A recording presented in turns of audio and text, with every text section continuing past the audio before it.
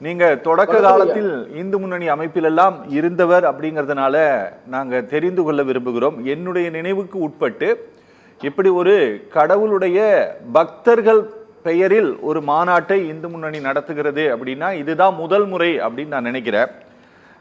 நீங்க இது முதல் முறையா அப்படிங்கிறத சொல்லுங்க. இப்படி ஒரு மாநாடு நடத்தப்பட வேண்டிய தேவை தமிழ்நாட்டில் இருக்குது அப்படிங்கிறதுக்கான காரணமாக நாங்களே ஒப்பிட்டு பார்த்துக்கிறோம். ஏன்னா திருப்பரங்குன்றம் இஷ்யூ வந்த பிறகுதான் ஏப்ரல் 7ஆம் தேதி ஒரு அபிஷியலாக ஒரு ட்விட்டர் பேஜே ஒரு யூடியூப் சேனலே தொடங்கிட்டாங்க இந்து முன்னணி சார்பில். அதனால இப்படி ஒரு தேவை தமிழ்நாட்டில் இருக்கா? இப்படி ஒரு முருக பக்தர்கள் மாநாடு அப்படிங்கிற தலைப்பிட்டு நடத்த வேண்டிய தேவை நிச்சயமாக தமிழ்நாடு ஆன்மீகத்தின் ரீதியில மக்களை ஒற்றுமைப்படுத்துவதற்காக பலரும் பல ரீதியான நிகழ்ச்சிகளை நடத்தி கொண்டிருக்கிறார்கள். சரி, இதில் நான் ஆரம்பத்தில் இந்து முன்னணியில் பயணித்தவன் தான். தற்பொழுது இந்து தமிழர் கட்சி என்கின்ற ஒரு அமைப்பு முருக வழிபாட்டை, வேல் வழிபாட்டை மக்களிடம் கொண்டு செலுத்த வேண்டும் என்பதுதான் நம்முடைய சிந்தனையா இருக்கு. ஓகே, அதன் அடிப்படையில இவங்க கடந்த தேர்தலில் திரு எல்முருகன் அவர்கள் வேல் யாத்திரை நடத்தினார்.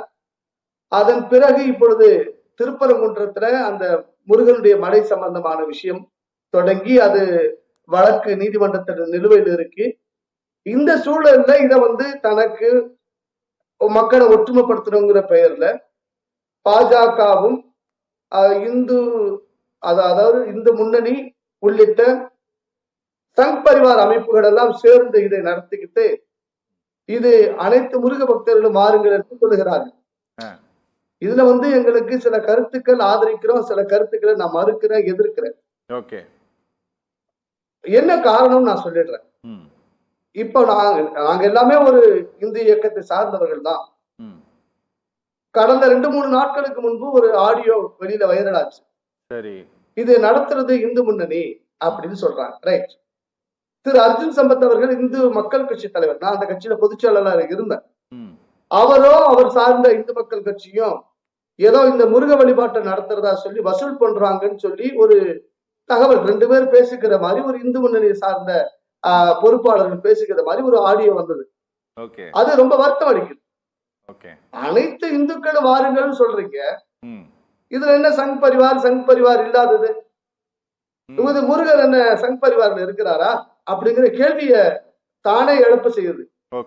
கடந்த ஆண்டு திராவிட முன்னேற்ற கழக அரசு, திராவிட மாடல் அரசு பழனியில மாநாடு நடத்தியது. இந்த பரிவார அமைப்புக்குள்ளார இப்ப நீங்களோ இந்து மக்கள் கட்சியினுடைய தலைவர் சகோதரர் அர்ஜுன் சம்பத் எல்லாம் கிடையாதா? சார், நாங்க முருகர் தான் எங்க பரிவார தலைவர். அப்படியா? நாங்க முருக பரிவார். சரி சார், நாங்க இந்து இயக்கங்கள் எத்தனையோ இருக்கு சார், ஆன்மீக அமைப்புகள் இருக்கு. நான் அதுக்குள்ள இது பரிவாரா இல்லையாங்கிற அந்த விஷயமே நான் அந்த சிந்தனையில கடந்துட்டேன். சரி, இப்போ இவங்க கூட்டக்கூடியது அந்த ஆடியோல இவங்க குறிப்பிடுறது என்னன்னா வசூல் பாதிக்குது. நான் பேசுவது வருத்தமா இருக்கலாம், கசப்பா இருக்கலாம், அதை பத்தி எனக்கு கவலை இல்லைங்க. ஆனால் சத்தியத்தை நான் பேசுறேன், உண்மையை நான் பேசுறேன். கடந்த ஆண்டு தமிழ்நாடு அரசு இந்து சமய அறநிலையத்துறை சார்பில் பழனியில மாநாடு நடத்திய பொழுது நாங்க எதிர்த்தோம். என்ன காரணம் அப்படின்னு சொன்னா, ஒரு அரசாங்கம் இந்து சமய அறநிலையத்துறை நடத்தலாம், அது அறநிலையத்துடைய ஃபண்டுங்கிற பேர்ல அது நிறைய பேர் டொனேஷன் எல்லாம் கொடுத்தாங்க. கொடுத்ததுக்கு மாநாடு நடத்துனதுக்கு அந்த முருக வழிபாட்டு மாநாட்டை திராவிட முன்னேற்ற கழகத்துடைய புகழ் பாடக்கூடிய மாநாடா, குறிப்பா எங்க முதலமைச்சருடைய புகழ் பாடக்கூடிய மாநாடா அவங்க நடத்துறாங்க. பெரிய அரசாங்கம், அதிகாரம், அதுக்கான சூழ்நிலை, பழனி காலேஜ் எல்லாம் சொன்னா உதவி செய்யக்கூடிய சூழல், அமைச்சர்கள் எல்லாம் முன்னிலையில பண்ணி நடத்துறாங்க. அதாவது நாங்க இந்துக்களுக்கு விரோதி இல்லைன்னு காமிக்கிறதுக்கு திரு சேகர் பாபு அவர்களுக்கு கடைசியா புகழ் எல்லாம் பாடுறாங்க. அப்ப நாங்க கேட்ட என்னன்னா, கருவறைகளில் தீண்டாமை இருக்கக்கூடாத நிலையை உருவாக்கும் சொல்லி முதலமைச்சரோ துணை முதலமைச்சர் திரு உதயநிதி ஸ்டாலின் சொன்னாங்க. நாங்க சொன்ன பழனி கருவறையில் எங்களுக்கான உரிமைகள் மறுக்கப்படுகிறது. அங்கே ஆதிகள் பூசை செய்தவர்கள் பண்டாரங்களுக்கு கருவறையிலே பூசைகள் இல்லை, பூசை முறைகளில் அதிகாரங்கள் இல்லை. ஒரு சமூக நீதி காத்த அரசு என்று சொல்லக்கூடிய இந்த திராவிட முன்னேற்ற கழக அரசு பழனி திருக்கோயிலில் கருவறையில் இருக்கக்கூடிய தீண்டாமையை ஒழிக்க வேண்டும், பண்டாரங்களுக்கே பூசை வழிபாட்டு உரிமை கொடுக்க வேண்டும் என்று நாங்கள் கோரிக்கை வைத்தோம். ஓகே. இதே கடந்த ஆண்டு நடந்த விஷயம். கணக்கு வழக்கு இது வரைக்கும் அறநிலையத்துறை வெளியிடல. ஓகே. இப்ப நான் பேக் டு பெவிலியன் மாதிரி நான் மதுரை இந்த முருகர் மாநாட்டுக்கு வர்றேன். ஓகே. இந்த முருகர் மாநாட்டுக்கு எல்லாருக்கும் அழைப்புதல் கொடுக்குறாங்க. ஓகே. முருகனை கடுமையாக விமர்சித்த அண்ணன் சீமான் உட்பட கருத்தியல் ரீதியாக மாறுபாடு கொண்டவர்களை கூட இவர்கள் சென்று அழைக்கிறாங்க. அது பரவாயில்ல. அவர்கள் இந்த நம்ம இயேசுநாதர் சொல்ற மாதிரி பாவிகளே மனம் திருப்பி வாருங்கள் அப்படிங்கிற மாதிரி அவங்கள கூட முருக பக்தியில எனக்கு முயற்சிக்கிறாங்க. அதுக்கு வாழ்த்துறோம். ஏயா நாங்கள இந்துக்களை தானே இருக்கோம், நாங்களுக்கு இந்து விரோதியா? இல்ல நாங்க முருகன் சாமியை விட்டுட்டு மேரி மாதாவை கும்பிடுறோமா, இல்ல அல்லா சாமியை கும்பிடுறோமா அப்படிங்கிற சிந்தனை பார்வை அவங்களுக்கு நான் கேள்வியா முன் வச்சுக்கிறேன். அதை பத்தி நான் பேசுறது கசப்பாத்தான் இருக்கும். ஆனாலும் நான் சொல்கிறேன், சொன்னால் விரோதம், ஆனாலும் நான் சொல்கிறேன். இப்போ திருப்பரங்குன்ற விஷயத்திற்கு பிறகாக திருப்பரங்குன்ற மலைக்கு ஆபத்து என்கின்ற பிரச்சாரத்தை முன்வைத்து மிகப்பெரிய ஆர்ப்பாட்டம் நடந்தது. அந்த ஆர்ப்பாட்டத்தை நாங்கெல்லாம் ஆதரிச்சுதான் பேசுறோம். ஏன்னா ஒரு இந்து உணர்வு, பக்திமயமான சூழல் அந்த அங்க இருக்கக்கூடிய அந்த முருகனுடைய மலையில புதிய வரலாறாக இஸ்லாமியர்ல ஒரு சிலர், எல்லாரும் நான் கெட்டவன் சொல்ல, ஒரு சிலர் வன்முறை வளர்த்து இல்லாத விஷயத்தை சொன்னவங்க நாங்க எதிர்த்தோம். இப்ப என்னுடைய கேள்வி நான் அடிப்படை முன் வச்சுக்கிறேன். அந்த திருப்பரங்குன்ற மலையில இருக்கக்கூடியது ஸ்ரீகந்தரா சிக்கந்தராங்கிற கேள்வி எழுப்பியது இஸ்லாமிய அமைப்புகள். அது முருகனுடைய மலை என்று நாங்கள் சொன்னோம். அங்க இல்லாத விஷயத்த பூத்தாத, கெடா வெட்டாத, பிரியாணி திக்காத நம்ம சொன்னோம். ரைட். இப்போ அந்த ஒட்டுமொத்தமான மலை யாருடைய கட்டுப்பாட்டுல இருக்குங்க? தொல்லியல் துறையில இருக்கு. தொல்லியல் துறை யாருடைய நிர்வாகத்துல இருக்குங்க? மத்திய அரசாங்கத்துல இருக்கு. மத்திய அரசாங்கத்தை கொண்டு அந்த மலைகளில் பாதுகாக்க முடியாத சூழலை ஏன் உங்களால செய்ய முடியல? அங்க ஒரு சிறப்பு காவல் படை போடுங்க. அந்த தொல்லியல் துறை இருக்குன்னா தொல்லியல் துறை அதிகாரத்தை பயன்படுத்தி இல்லாத விஷயத்தை புகுத்தாதீங்க நீங்க சொல்லுங்க. அதை விடுத்து விட்டு இந்த திராவிட முன்னேற்ற கழக அரசு இப்படி இந்துக்களுக்கு விரோதமாக சொல்லுகிறது என்பது போல பேசுவதை நான் ஏற்கவில்லை. இப்படி சொன்னா என்ன உடனே திமுக கைக்குள்ள எனக்கு ஒரே ஒரு சந்தேகம் என்னன்னா, திராவிடர் கட்சிகளுடைய தாய் கழகமாக இருக்கக்கூடிய திராவிடர் கழகம் கூட நீங்க இந்த சில இந்த சூரிய கிரகணம் வரக்கூடிய நாட்களே இல்ல ரொம்ப சில மத சடங்காச்சாரங்கள் இதையெல்லாம் எதிர்த்து அவர்கள் கூட சில நிகழ்வுகளை எல்லாம் நடத்துகிறார்கள்.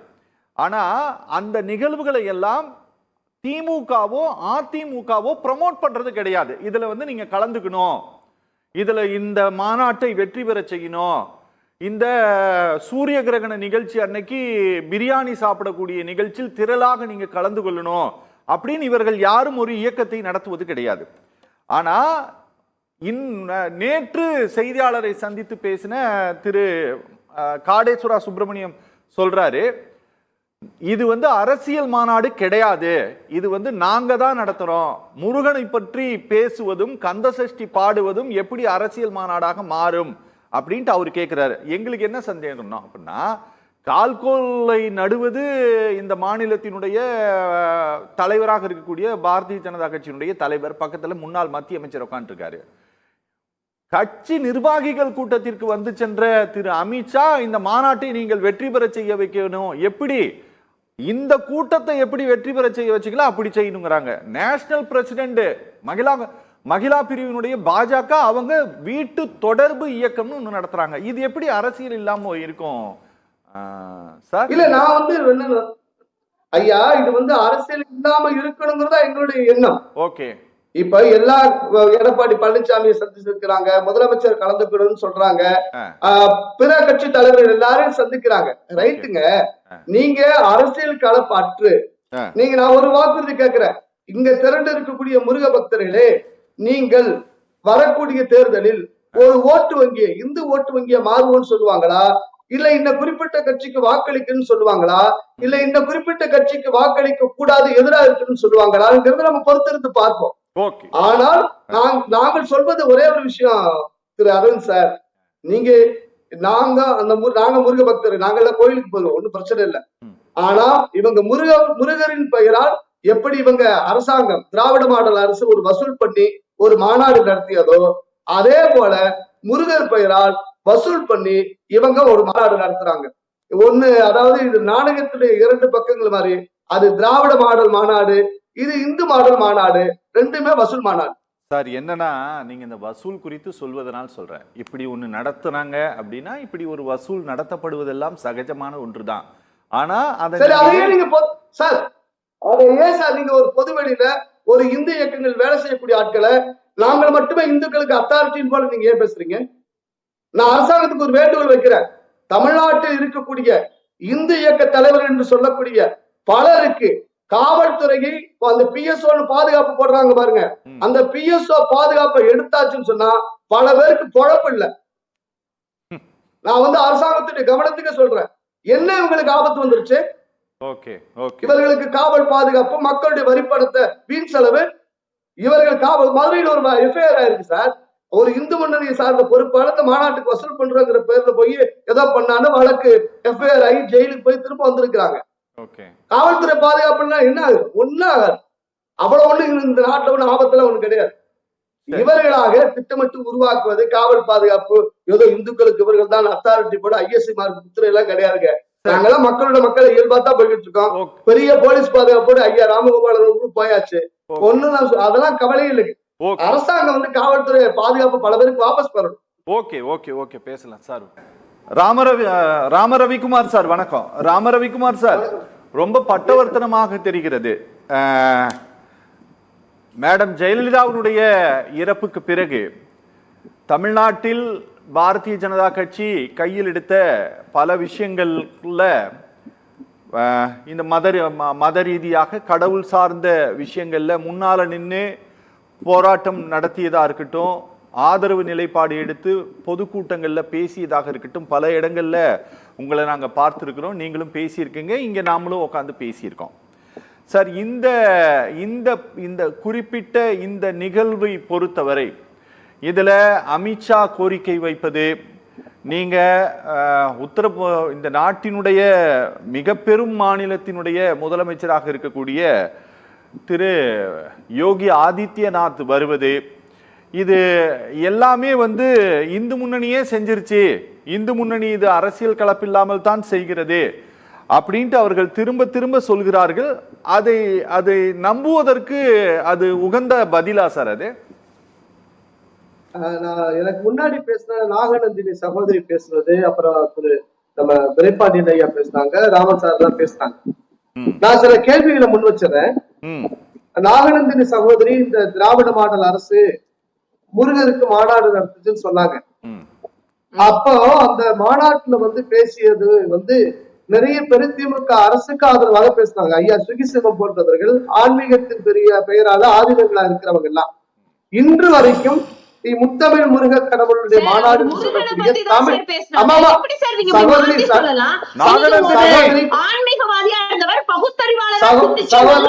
கருத்துக்களை மக்களுக்கு பதிவு செஞ்சா அவரை நீங்க உடனே கருப்பு சாய அடிச்சிருவீங்களா?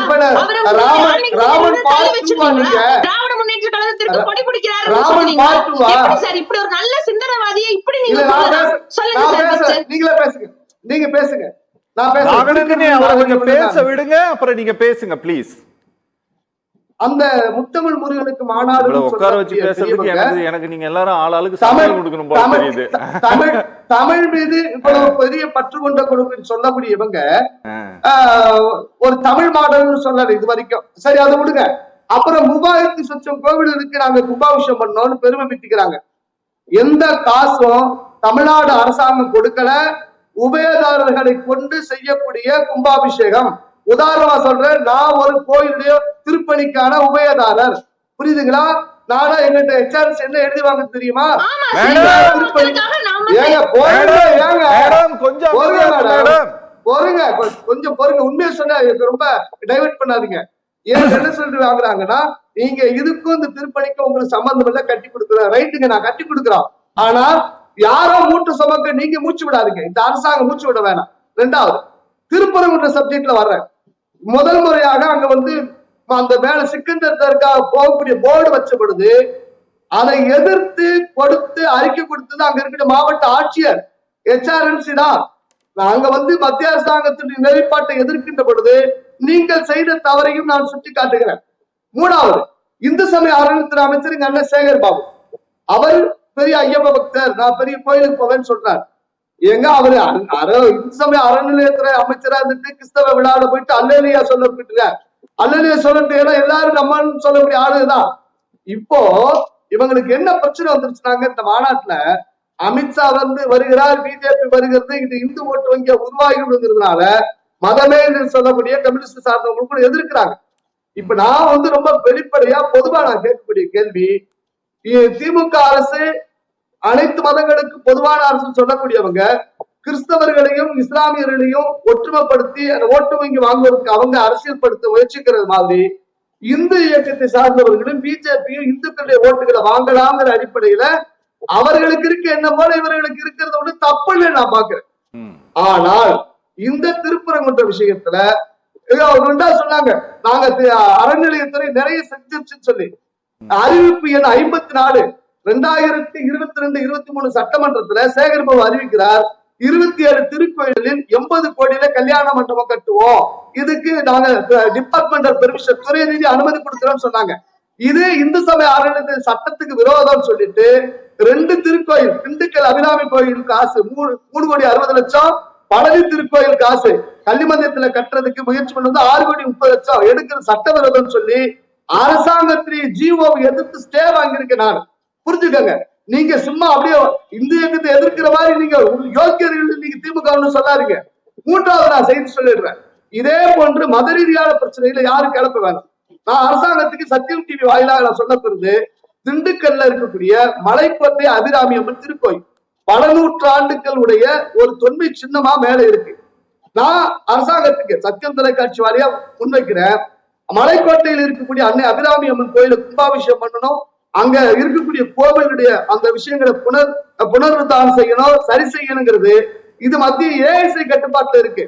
அதற்கு மத்திய அரசாங்கம் நேரடியா உதவி செய்யணும், நடவடிக்கை எடுக்கணுங்கிற வேண்டுகோள் முன்வைக்கிறேன்.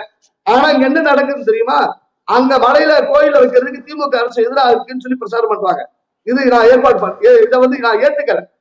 மத்திய அரசாங்கம் செய்யக்கூடிய வேலையை நீங்க உங்களுடைய கடமையை சரிவர செஞ்சா எந்த சார் ஓட்டு அரசியல் கொள்கை எல்லாம் ஒரு முறை வச்சுக்கோங்க. மக்கள் வந்து ஊழல்வாதியாக மாறிட்டாங்க, ஓட்டுக்கு காசு கொடுத்து வாங்கக்கூடிய நிலைமையை திராவிட கழகங்கள் உருவாக்கிடுச்சு. அப்படி எல்லாம் இருக்கக்கூடிய நேரத்துல நீங்க முருகர் மாநாடு நடத்தலாம், அங்கிட்ட அல்லா மாநாடு நடத்தலாம், இயேசு மாநாடு நடத்தலாம், கடைசியில காசு மாநாடு தான், காசுதான் ஓட்டு, ஓட்டுதான் காசுங்கிற நிலைமை வந்துருச்சு. இதுதான் யதார்த்தம். அது வரைக்கும் நம்ம எல்லாம் கூச்சல் போட்டு கத்திட்டு போறதுல வேஸ்ட் நான் நினைக்கிறேன் சார். ஓகே ஓகே சார், என்னன்னா நீங்க எல்லாருமே வந்து இந்த மாநாடுகள் நடத்தும் போது வசூல் செய்யறதெல்லாம் ரொம்ப சகஜமானது தான். ஆனா நீங்க இந்த குறிப்பிட்ட இந்த மாநாடு இந்த முருக பக்தர்கள் மாநாடு நடத்துவது தொடர்பாக நிதி வசூலிப்பில் ஏற்பட்டிருக்கக்கூடிய ஒரு பார்வை முரண்பாட்டை நீங்க முதல் சுற்றில் நீங்க பதிவு செஞ்சீங்க. அதாவது இந்து மக்கள் கட்சி இதில் வசூல் செய்யக்கூடாது அப்படிங்கிற எதிர்ப்பு குரல் எழுந்திருக்குன்னு சொன்னீங்க. அதுதானே சார் நீங்க முதல் சுற்றுல சொல்ல வந்தது? அவங்க சொல்லல, நான் சொல்றேன் சார், நான் ரவிக்குமார் சொல்லல. ரவிக்குமார் சொல்லல. ஆமா, அதாவது அர்ஜுன் சம்பத் வந்து முருகரை கும்பிடலையா, நாங்க முருகரை கும்பிடலையா? ஓகே, என்னங்க நியாயம்? கொஞ்சமாவது யோசிங்க, சுய பரிசோதனை செஞ்சுங்க. Okay okay okay